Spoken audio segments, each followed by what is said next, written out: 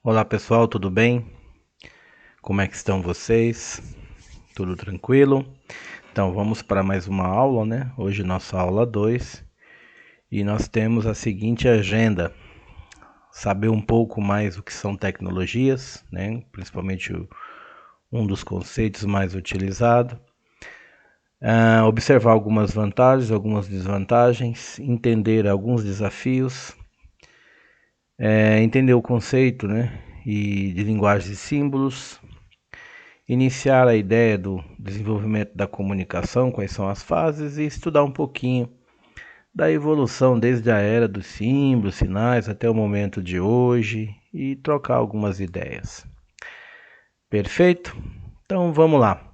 Inicialmente, nós vamos falar sobre tecnologia, né? Então a palavra tecnologia vem da junção de duas palavras gregas. Técnica, que significa técnica, né? Artefato, ofício. E logos, que significa conhecimento, saber, ok? Por isso, o termo tem um sentido muito mais amplo que computador, software, invenção moderna. Muita gente, né, acredita que quando se fala tecnologia, o assunto já está diretamente relacionado com computação. E não é apenas isso, tá certo? É muito mais amplo. Você tem tecnologia em muita coisa, né? Tem muita coisa. Um esquadro, por exemplo, que você utiliza para saber se uma parede está reta, uma madeira está reta, uma mesa está alinhada, está tudo ok. Um compasso, uma régua, olha, como é que foi inventada a régua? Né? Como é que a régua foi inventada e como é que sabemos que 1 metro é 1 metro? Transferidor também, não sei se vocês sabem, aquela reguinha que vocês utilizam, né, principalmente em desenho, né, e na geometria para saber quais são os graus, qual é a posição de um determinado desenho em relação a um lado, em relação a outro, ok? Observe quanta coisa tem, né, para a gente estudar e para a gente utilizar nas nossas aulas. Então, eu li num livro uma vez uma definição muito bacaninha, muito interessante, que traz ali a grosso modo, né, o modo da gente falar no dia a dia. Tecnologia é saber fazer, tá certo? O modo de fazer, saber fazer. Então, quando a gente fala tecnologia, eu sei fazer tal coisa, né? Eu tenho um método para isso, eu entendo como isso é feito, ok? Então, se nós sabemos, né, a técnica e o conhecimento, então nós sabemos fazer a coisa acontecer. E isso é tecnologia. Vocês em sala de aula têm muito recurso e podem utilizar muito recurso, tá certo? Hoje, tudo bem, né? Hoje o mundo tecnológico, no sentido de utilizar computadores, smartphones, tablets, internet, essas coisas, ajuda bastante, né? Ajuda muito. Você pode utilizar hoje, tem escola que tem Smart TV em sala, conectada à internet. Então, muitas vezes o professor está falando alguma coisa ali para a criança, né? E ela vai e projeta na televisão. A criança está vendo ao mesmo tempo que o professor está comentando sobre aquilo. Em algumas nós utilizamos o data show ligado à internet e um computador. Então você projeta também aquilo que você está falando. Observe quanta coisa tem, né? Mas você pode utilizar também assuntos, né, ferramentas, instrumentos que não estão diretamente relacionados à computação. Tá? Nós temos o material dourado, nós temos o Tangram, nós temos a Torre de Hanoi, ixi, tantas outras. Se eu for ficar falando aqui, vai ter um montão de coisa que você pode utilizar para desenvolver conhecimento. E ali também tem tecnologia, ok? Então, olha o conceito embaixo, ó. As tecnologias educacionais são materiais, equipamentos e meio de comunicação a serviço da educação. Então o conceito é muito mais amplo, tá certo? Então sempre que pensar em tecnologia é saber fazer. Saber fazer. Eu tenho a técnica, eu tenho um método, então eu sei fazer, ok? Vamos continuar? E alguns exemplos, né? O senhor pode me dar alguns exemplos de tecnologia que a gente pode usar na educação? Você tem um ambiente virtual de aprendizagem, né? Os AVAs da vida, um deles mais famoso assim no Brasil, que usa para tudo quanto é lado, a maioria das universidades utiliza, é o Moodle. Aliás, vocês utilizam aqui, né? Nesta faculdade, vocês se valem do ambiente Moodle, né, que é um ambiente virtual de aprendizagem. Pelo Moodle você faz o quê? Você faz suas aulas, você lê seu material, você faz suas apostilas, você faz seus exercícios, tem lá um questionário, vocês participam dos fóruns, vocês assistem vídeo, vocês participam dessa videoconferência que nós estamos fazendo agora. Você está utilizando o Moodle, né? Então ele é um ambiente perfeito e completinho para que você possa desenvolver aprendizagem, melhorar conhecimento e informação, ok? Além disso, nós temos a lousa digital, que também muita escola já se utiliza disso. A mesa educacional, sala virtual de reunião, jogos virtuais. Observe que eu mostrei para vocês na aula passada o EduEdu. É um site muitíssimo interessante. Tem lá muita coisa que você pode usar em sala de aula para fazer avaliação diagnóstica de aluno. Ele, inclusive, por meio da avaliação que ele mesmo já te dá de resultado, já vem acompanhado uma trilha de aprendizagem para melhorar a percepção do aluno que você está avaliando, né? Kits de robótica, a Lego, não sei se ainda provém isso, mas a Lego provinha, né? Fornecia kits educacionais nas escolas para que o aluno tivesse os primeiros contatos com o modelo de robótica, né? Então ele montava o Lego, tinha lá umas pecinhas computacionais, né? Que utilizava até um software Arduino para que as peças se movimentassem. Olha que bacana, né? Que coisa interessante. Você tem os óculos de realidade virtual, vimos isso também na aula passada. O aluno com óculos e mexendo numa engrenagem, mas aquela engrenagem não está ali, ela é projetada, né? Ela foi criada por inteligência artificial e realidade virtual. Você tem os sistemas de gestão escolar, os programas de elaboração de questionário e plataforma de formação para o professor, entre outros e muitos e muitos e muitos outros. Tá certo? Então, isso é muito importante de observar. Tá certo? O recurso ele não é escasso. Se você for pesquisar na internet aí jogos educacionais, testes para a avaliação diagnóstica para aluno, gente, é muita coisa, tem muita coisa, tá certo? Então, não dá para dizer assim, eu não uso tecnologia na minha aula porque eu não tenho recurso, ou então não sei se existe site próprio para isso. Site existe ferramenta educacional muito bacana, mas também você tem as tecnologias que não são utilizadas por meio de computador, ok? Você tem sim condição de usar bastante recurso em sua aula, ok? Agora, tem vantagem? Tem desvantagem de usar uma tecnologia? Tem, como tudo, né, na nossa vida tem vantagem e desvantagem. Vamos ver algumas vantagens em utilizar tecnologias educacionais em sala de aula. Uma delas é o engajamento aumentado. Lógico, né? O aluno adora essas coisas tecnológicas, eles adoram mexer com isso, né? Então, o que que acontece? Rapidamente eles querem fazer um assunto, quer mexer com alguma coisa, quer ver um joguinho, quer ver um assunto ali na internet e tal, principalmente por meio de aplicativos. Então você consegue trazer todo mundo ali, né? Você consegue trazer o povo para que eles desenvolvam interesse, né? Por meio da motivação, você consegue trazer ali os alunos para um modelo de aprendizagem muito mais concentrada, ok? Outra vantagem é o aprendizado personalizado, né? Então você pode construir uma trilha de aprendizado focado em algumas necessidades que você tem em sala de aula. O meu aluno precisa melhorar a percepção. O meu aluno precisa melhorar cálculo. O meu aluno precisa melhorar a leitura.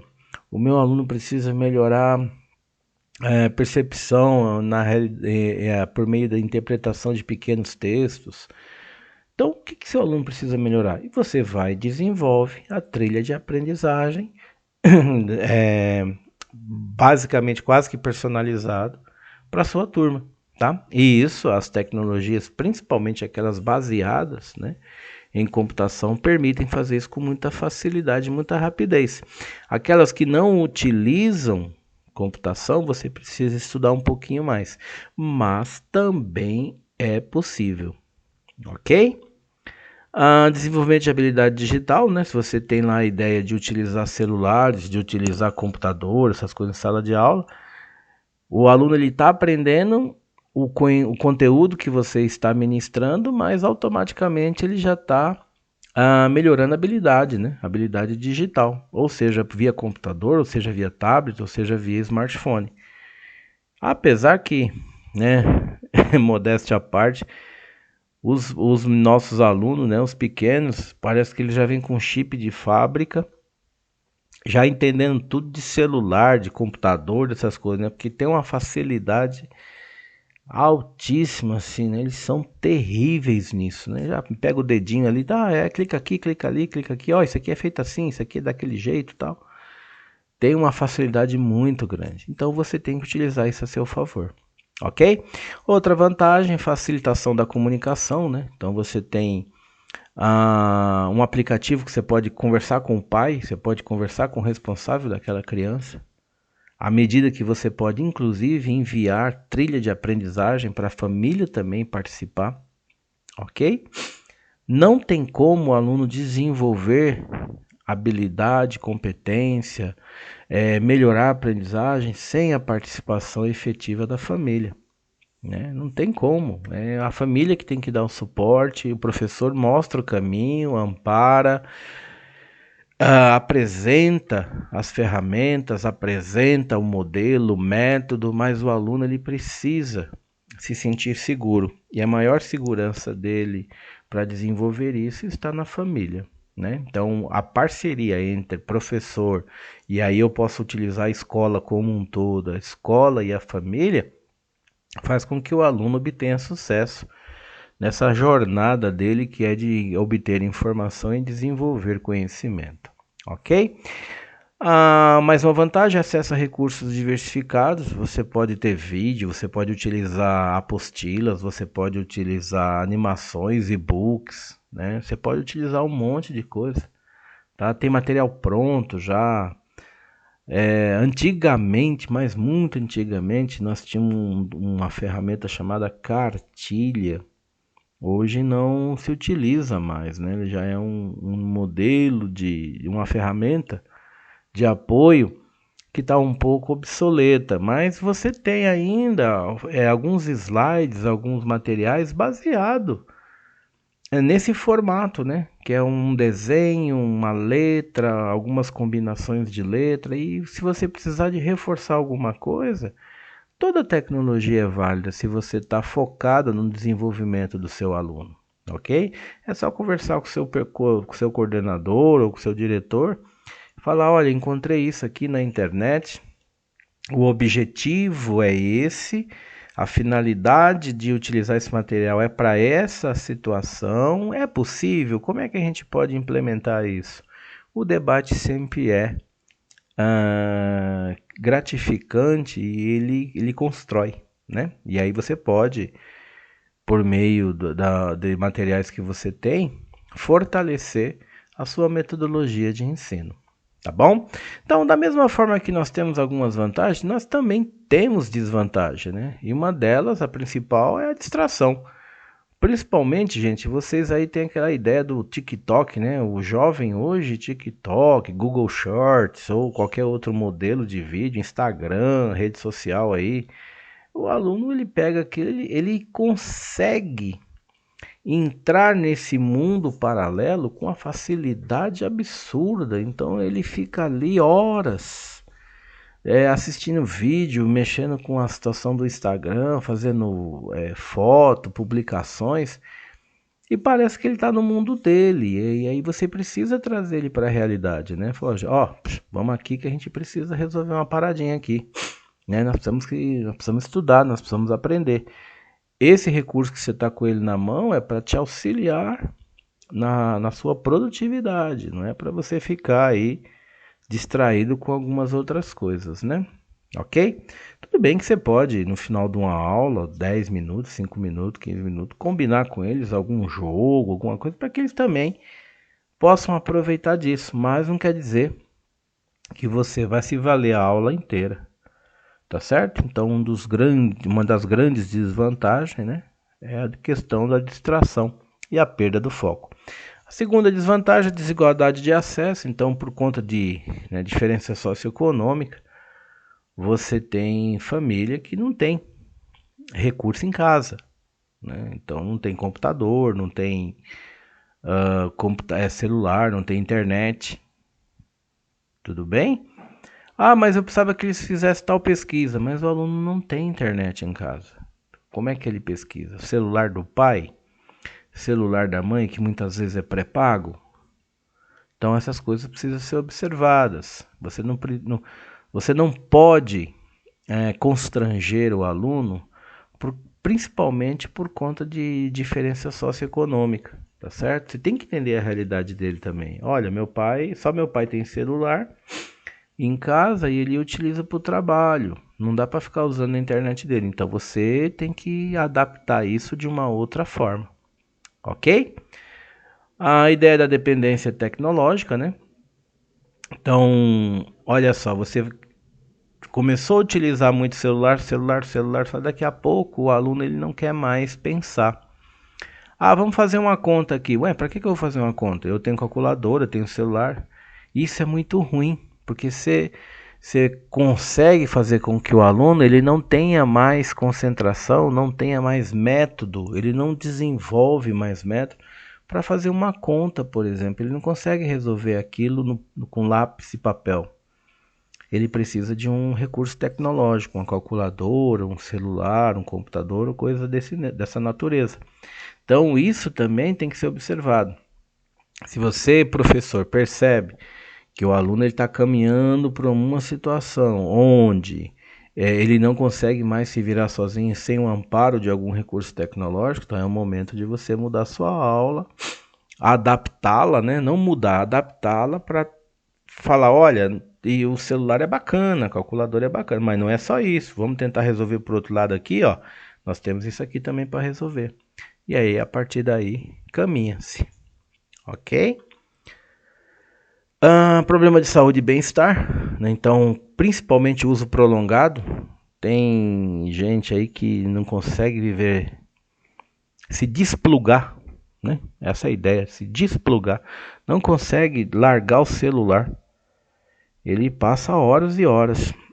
Esses dias aí passou na internet um influencer que ficou 3 dias, acho, foi isso, 3 ou 4 dias, sem dormir.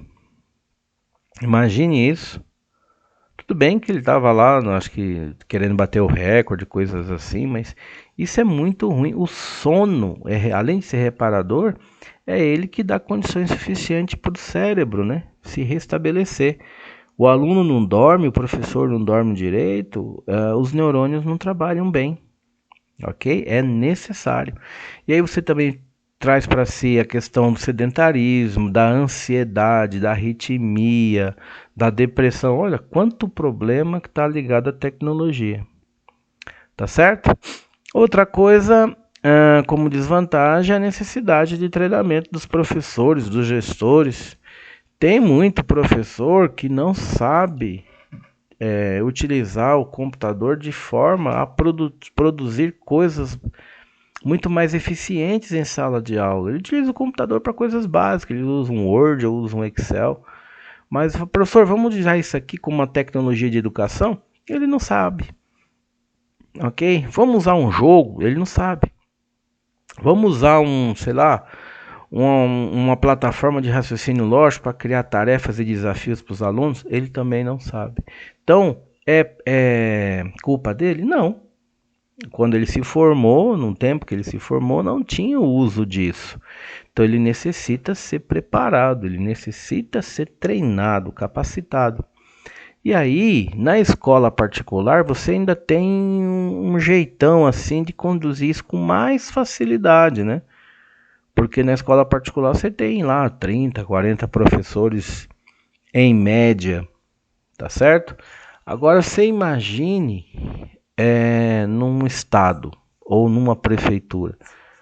Quantos professores não tem? Imagine dar treinamento para esse povo todo e fazer com que esse povo participe do treinamento.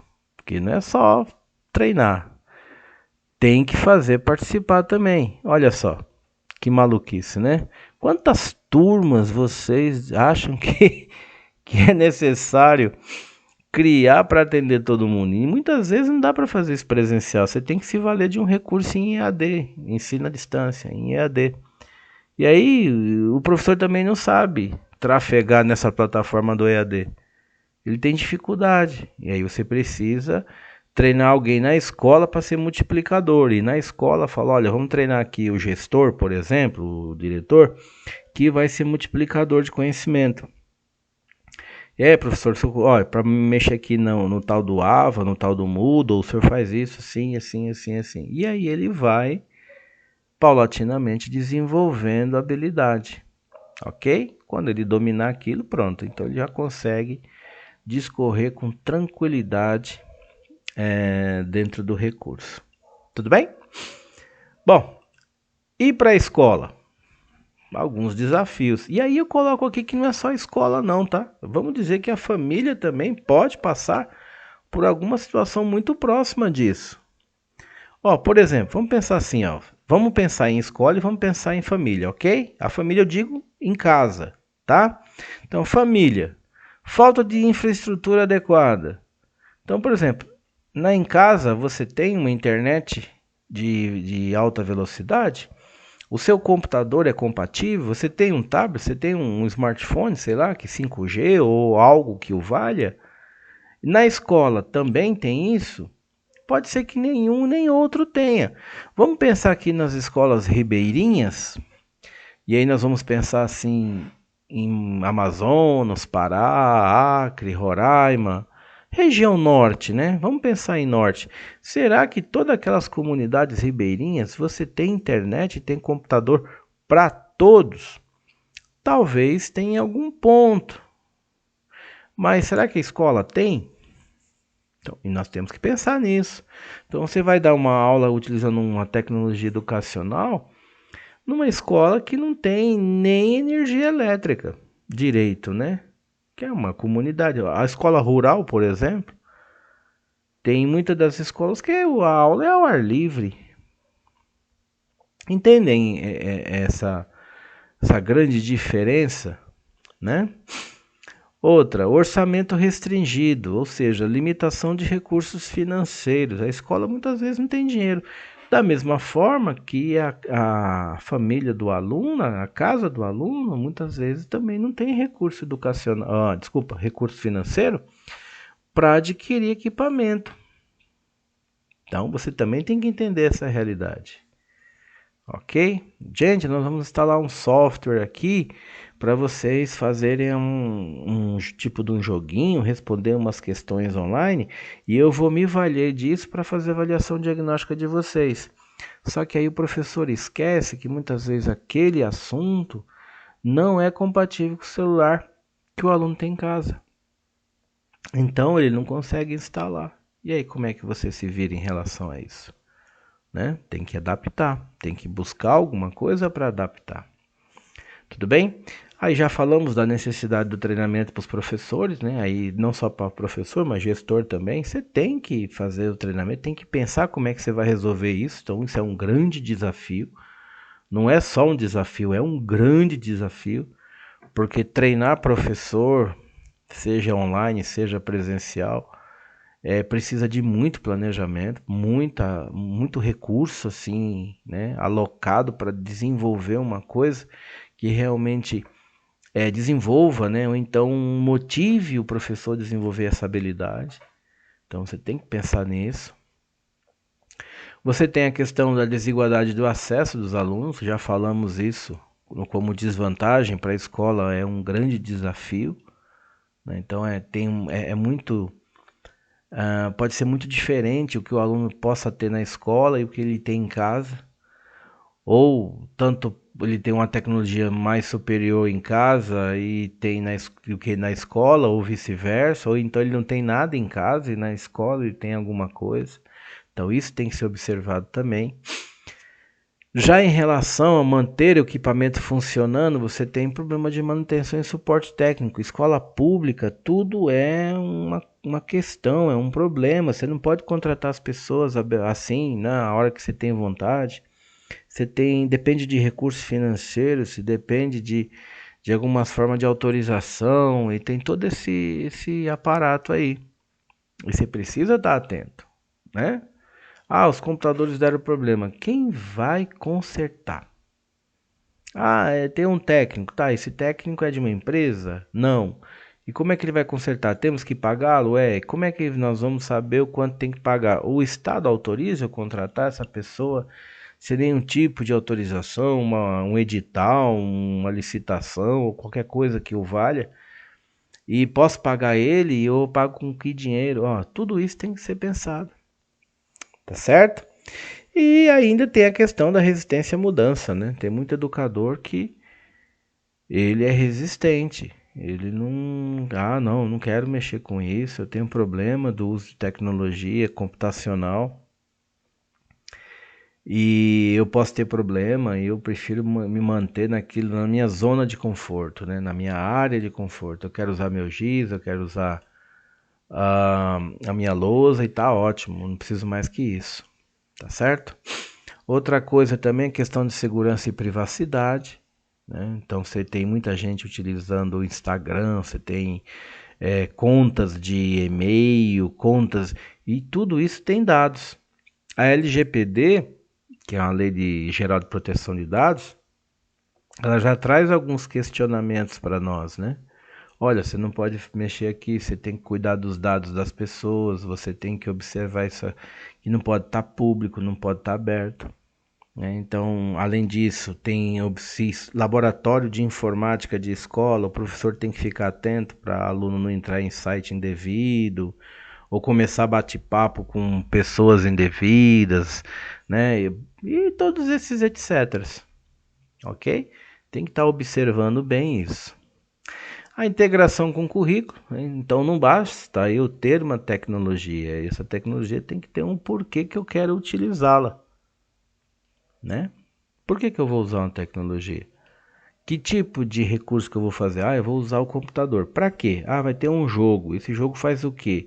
Ele é um quebra-cabeça, ajuda no raciocínio lógico. Então eu tenho que fundamentar isso aonde? Dentro do meu currículo, dentro do meu planejamento. Tá certo? Eu não posso simplesmente pegar uma coisa e colocar lá. Isso aqui está conectado com o quê? Não, eu achei legal colocar hoje para eles. Tá certo. E o que que você vai ver aqui? Qual é o objetivo? Não, só deixei aqui para eles. Tem que ter fundamento. Ok? Além do fundamento, você tem que saber preparar sua aula. Por isso que existe um documento chamado plano de aula. Por quê? Porque você tem que saber o objetivo, que tipo de habilidade você vai desenvolver no aluno, que tipo de competência você espera que ele tenha adquirido no final da tua disciplina, ou no final daquele módulo. Quais são os recursos que você vai utilizar, como é que ele vai usar esses recursos. Então tudo isso tem que ser muito bem planejado, tá bom? Problema de concentração e distração, então, lógico, né? O aluno em ambiente escolar que tem lá acesso à tecnologia, ele pode, com toda certeza, se distrair, tá? Então tem que ter lá o professor também atuando nisso. E a questão da atualização tecnológica. Eu comprei, tem um software que a gente usa aqui para fazer questionários. Ele é versão 1.0, mas já está na versão 3. Nós temos direito à atualização? Muitas vezes não, você tem que adquirir uma nova licença ou pagar um upgrade, né, que é uma atualização. E volta aquela celeuma de novo, né? Volta aquela situação de novo. O Estado vai pagar, como é que paga, em que momento paga, essa compra pode ser direta, pode ser de alguma forma, como é que deve ser feita, etc, etc. Bom, são coisas que a gente já entende como é que funciona, já sabe, né? Precisa apenas observar o planejamento. Beleza? Bom, e agora nós vamos entrar na questão das linguagens e símbolos. Tudo bem? Então vamos lá primeiramente para linguagem. Então lá diz uma situação, né? Uma linguagem é um símbolo estruturado de comunicação que usa um conjunto de símbolos. Esses símbolos nós podemos entender como palavras, sons, sinais, né? E essas palavras, sons, sinais precisa de uma regra que nós chamamos de gramática. Então uma gramática, uma sintaxe para expressar e compartilhar significado.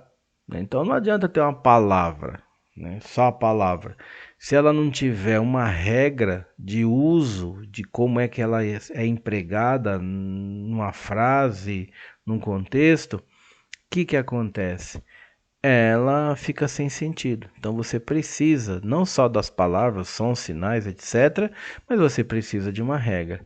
E nós chamamos essa regra de gramática, e dentro da gramática você tem ali uma questão da sintaxe, né, da língua portuguesa, etc. Tudo bem? Essas linguagens podem ser naturais ou elas podem ser artificiais. A língua natural são as línguas faladas e escritas que nós, seres humanos, utilizamos, né? Então, de acordo com o nosso idioma, de acordo com a nossa forma de falar, a língua, né, tem lá as suas flexões. A escrita também tem o seu jeito. Então, por exemplo, chinês. Chinês escreve em mandarim, né? Um dos dialetos lá, um dos alfabetos. Mas tem lá nas províncias também, tem umas adaptações. Eu não sei o que está escrito ali. Por quê? Porque não é a minha realidade. Eu não sou chinês, nem tenho conhecimento do idioma deles. Mas quem é chinês, olha aqueles risquinhos lá, olha, opa, isso aqui eu sei o que está escrito. Da mesma forma, eles não entendem a língua portuguesa. Eles leem alguma coisa em língua portuguesa e com toda certeza não sabem o que está escrito. Tá certo? Porque precisa, dentro de uma comunicação, existir o emissor, existir um modo, né, uma forma, qual é a ferramenta, qual é a linguagem, né, qual é o conteúdo que eu estou comunicando. E esse conteúdo tem que chegar para o receptor de uma forma que ele entenda. Tá certo? Então esse meio, esse contexto do que eu estou comunicando, ele se vale de palavras, sons, sinais e obedece uma determinada regra. Tá certo? No nosso caso aqui, por exemplo, a gramática. Tá? As linguagens naturais são caracterizadas por sua complexibilidade, sua flexibilidade, evolui com o tempo, são usadas para comunicação em diferentes contextos. Então, por exemplo, conversa diária, literatura, ciência, etc, etc. Tá bom? A linguagem artificial, o próprio nome já diz, são linguagens que são criadas para algum propósito. Ele atende a determinada situação que se cria ali, né? Por exemplo, a linguagem de programação de computação. Eu vou fazer um programa de computação, ou seja, eu vou fazer um software, um aplicativo. Eu utilizo uma linguagem de programação que também tem regra, mas essas regras são definidas para aquele problema específico. Vamos dizer que eu utilize uma linguagem que está na moda hoje, que é o Python ou o C Sharp. Eu falei de duas linguagens de programação, tá vendo? Elas têm estrutura própria, tem a forma de escrever, tem a forma de interpretar. E aí, o computador já sabe disso, né? Então, quando eu desenvolvo um software em C, e aí eu mando o computador executar, ele sabe disso. Ele falou, opa, isso aqui é a linguagem C Sharp, eu preciso fazer isso, isso, isso, porque o programa está mandando. Tá certo? Agora, para o humano, ele olha aquilo e fala, execute. O ser humano não tem como executá-lo, né? Até mesmo porque ele vai olhar o programa, ele vai ler. Então ele vai tentar entender o que está escrito lá, mas não executar. Ok? Tudo bem até aqui? Aí você também tem o símbolo, né? Então você tem a linguagem e você também tem o símbolo. E o símbolo é uma representação que se refere a algo além do seu próprio significado literal. é um elemento dentro de uma linguagem que carrega um significado ou uma função específica, né? Então, o símbolo é uma representação, aquilo que você está tentando entender, está tentando escrever, está tentando falar, e muitas vezes ele carrega um significado próprio. E aí você sabe que quem está escutando esta comunicação, ele entende aquilo. Ó, vamos usar aqui os símbolos linguísticos para ter um exemplo para ficar mais tranquilo para vocês. Por exemplo, a palavra árvore. Tá certo? Eu falo árvore. Você que está me ouvindo sabe o que é uma árvore. Tá certo? Ah, mas árvore qualquer... É, qualquer árvore. Aqui está dizendo uma árvore. Cachorro. Carro. Mesa. Ó, são símbolos, né? Palavras que você sabe o que é, porque você entende o contexto. Eu estou falando em uma linguagem, em um símbolo que você entende. Então, por isso que você sabe do que nós estamos falando.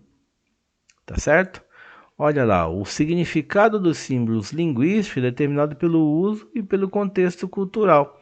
Elas podem ser palavras, podem ser frases ou mesmo sinais, em língua de sinais. Tudo bem?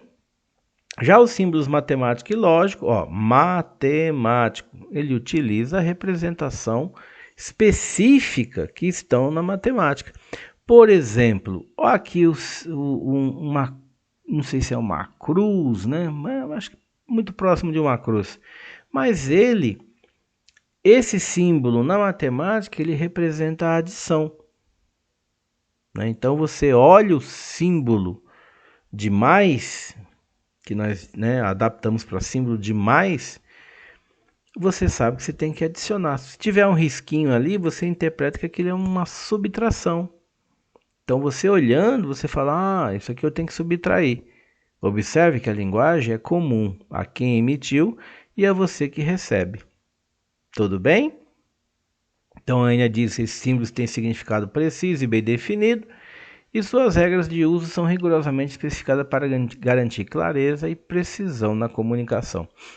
Nós temos a notação científica na matemática, que uma das grandes sacadas ali é a exponenciação, né? Então você se vale do expoente, né, para melhorar a forma como você lê o que está escrito, além de outras coisas. E aí nós chamamos isso de notação científica. Então o outro que lê, ele sabe do que o que aquilo está fazendo, né?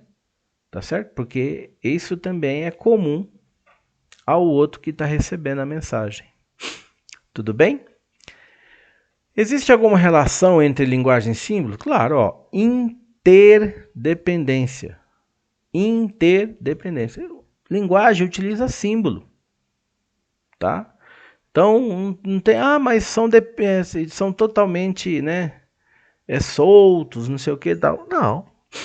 Eles têm lá uma dependência, uma certa dependência. Então, qual é? A dependência está básica aqui, ó. Linguagem utiliza símbolo como seus elementos básicos para construir seu significado. Sem símbolo, não haveria uma estrutura para expressar e comunicar ideias dentro de uma linguagem. Observe que já respondeu, né? Ok? Olha lá, estrutura e significado. Em uma linguagem, a combinação de símbolos segue regras específicas que formam frases, equações, comandos, possibilitando a comunicação e a compreensão para quem emite, para quem recebe e dentro de um determinado contexto, né? Eu estou explicando sobre as minhas férias na praia. Então, quem está recebendo essa mensagem sabe que eu estive na praia no meu período de férias. Por quê? Porque a linguagem que eu estou utilizando, ela traz contextos, traz apresentações, traz formas de falar que o outro sabe que eu estou tentando comunicar. Por exemplo, quando eu uso a palavra areia, minhas férias foram na praia. Quando eu falo areia, quem está recebendo essa comunicação, ele já imagina o que é o contexto areia. Qual é o cenário que eu estava? Ou seja, um lugar com areia. E por quê? Porque ele entende isso, ele sabe do que eu estou falando. Ok? Olha aqui uns exemplos. Em linguagem natural, a frase "o cavalo corre no parque" tem aqui o uso dos símbolos, né, que segue uma determinada regra gramatical, mas a ideia quando você lê "o cavalo corre no parque", cavalo você sabe o que é, corre é um verbo, então você entende que o cavalo está em movimento, ele está correndo, né? E parque você sabe também o que é, porque é do seu conhecimento. Então eu utilizei de símbolos para fazer o quê? Construir uma frase. E essa frase faz sentido para você. Tá bom? Já em linguagem de programação, olha lá, eu falei do Python, do C Sharp. Quando eu dou o comando print olá mundo, o computador sabe o que é isso e ele exibe na tela. Olá mundo. Porque o interpretador de linguagem sabe o que eu estou escrevendo. Então ele fala, isso aqui é para eu mostrar na tela determinada situação. E assim o faz. Bom, continuando aqui, nós temos a fase de desenvolvimento da comunicação. Estou me valendo da Santaella, que é uma autora, né? Tá nas referências a obra dela. E aí ela coloca para nós a ideia da evolução a partir da era dos símbolos e sinais, a era da linguagem, né, que nós começamos a falar, a era da escrita, nós começamos a escrever, a era da impressão, nós sabemos agora replicar conteúdo por meio de uma impressão. Era das massas, era das mídias e a era digital, que a era digital é essa que nós estamos neste momento, né? Evoluindo ainda cada vez mais dentro do termo tecnológico. Perfeito? Então aqui na era dos símbolos e sinais, olha que bacaninha, né? Olha que da hora. Lá para trás mente nós utilizávamos, gostaram ali do para trás mente? Eu vi isso uma vez num livro e eu gosto de utilizar. E o autor colocava para trás mente e para frente mente.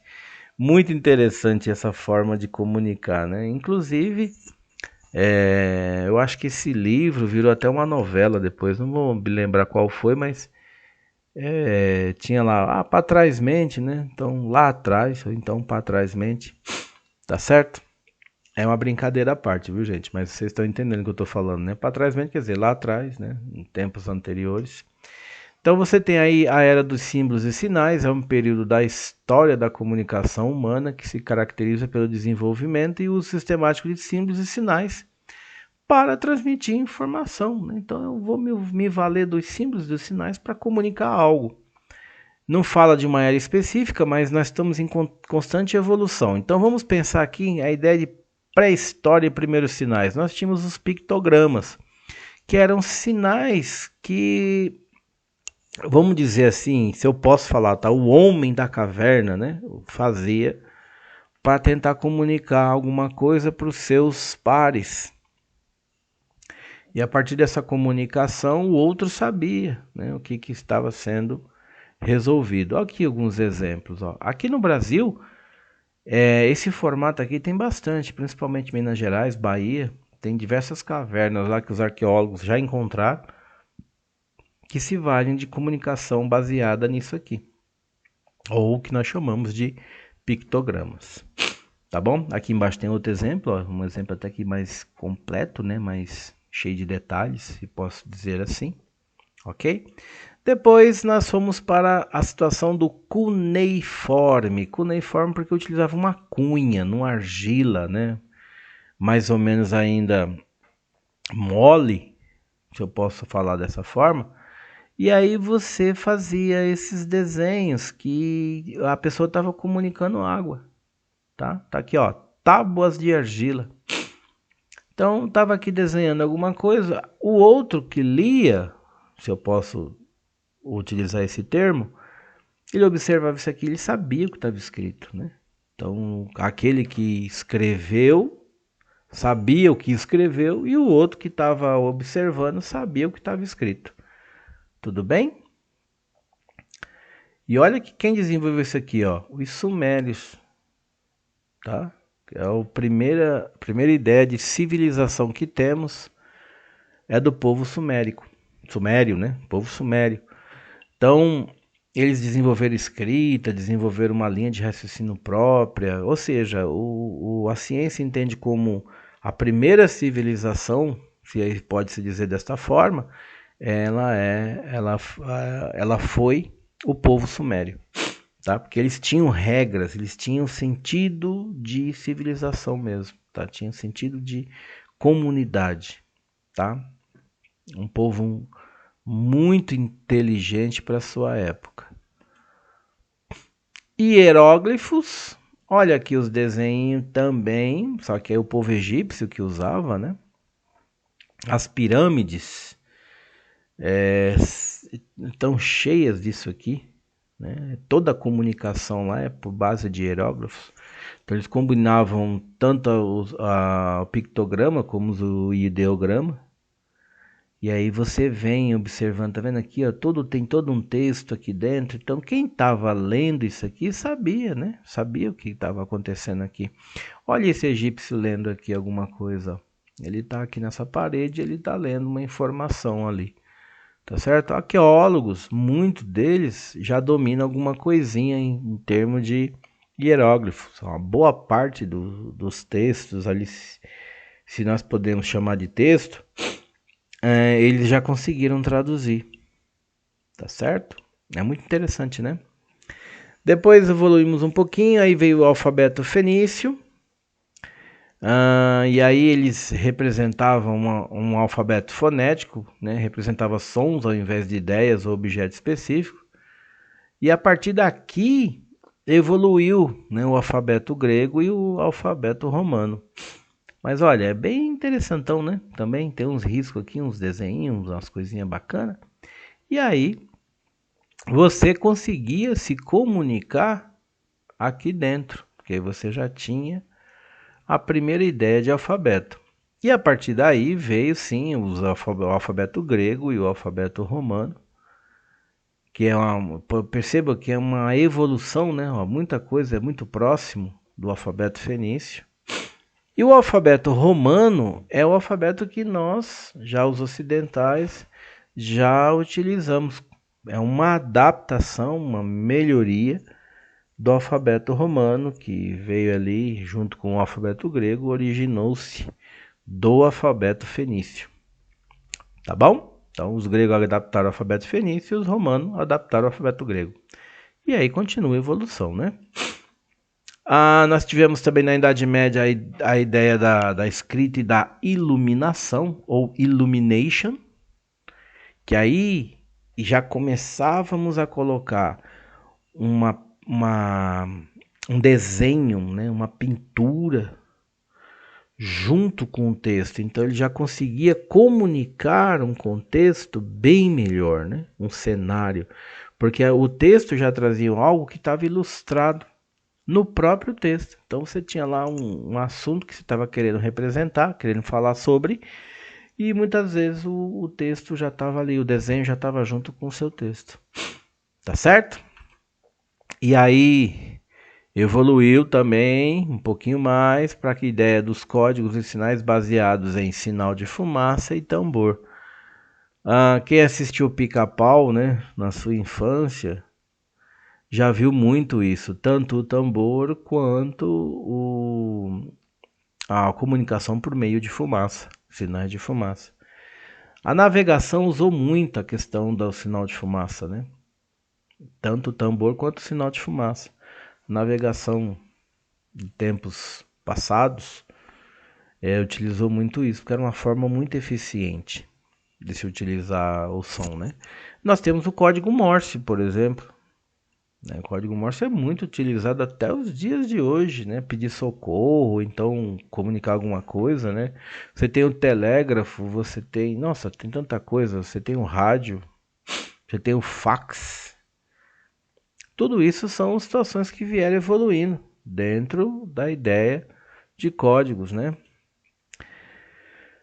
No Renascimento e Revolução Científica, nós temos a notação científica. Lembra que eu falei agora há pouco? Que uma das principais características da notação científica é se utilizar de expoentes, né? Então, quem trabalhou muito isso? René Descartes e Isaac Newton. Porque aí tinha lá aquelas fórmulas complexas deles e não dava para escrever basicamente de uma forma que tranquila, sem ficar muito confuso, né? Então imagina aqui, ó, 35 milhões ou bilhões, tal, ou 35, 3 milhões e meio, aqui tá 3 milhões e meio, né? 3,5, 3 milhões e meio. E na notação científica eu posso usar 3,5 vezes 10 a sexta. Observe como simplifica, né? É um uso bacana e foi desenvolvido nesse período, tá bom? A era moderna e tecnológica, aí tem a era da imprensa, e aí Gutenberg que cria a primeira imprensa, olha só, utiliza dessas plaquinhas aqui para montar a frase que ele quer comunicar, e a máquina dele é uma coisa assim, ó, era, né? Esse senhor está utilizando aqui de uma réplica. E aí você conseguiu fazer muita coisa, livro principalmente. Gutenberg, um dos primeiros livros que ele fez pela prensa dele foi a Bíblia, né? Então ele conseguiu replicar, né? Fazer várias cópias. Tudo bem? A comunicação digital, e aí nós temos aqui a era moderna, né? Moderna e tecnológica. Observe aqui é uma linguagem de computador, tá certo? Ó, aqui tem uma linguagem específica, né? Isso aqui é a linguagem C, por exemplo. E para nós isso aqui não se vale muito. A gente sabe escrever nisso aqui, sabe falar para o computador, faça isso. E o computador, por meio de uma interpretação, ele vai dizer, deixa que eu resolvo isso aqui. E ele vai lá e faz com que a coisa aconteça da forma que você pediu. Tá certo? Então, já a comunicação digital, na nossa era tecnológica, uma das formas em comunicar entre ser humano e computador é por meio de linguagem de programação, tá certo? E aqui nós temos as referências, aqui o livro da Santaella, que é a Lúcia Santaella, então tá aqui, ó, Cultura e Arte do Pós-Humano. É um livro bacaninha para se observar, ela traz essa evolução, né, até a cybercultura, ok? E é isso. Então por hoje é só, e na próxima semana nós teremos mais uma outra aula. Espero que vocês tenham gostado, ok? Até lá!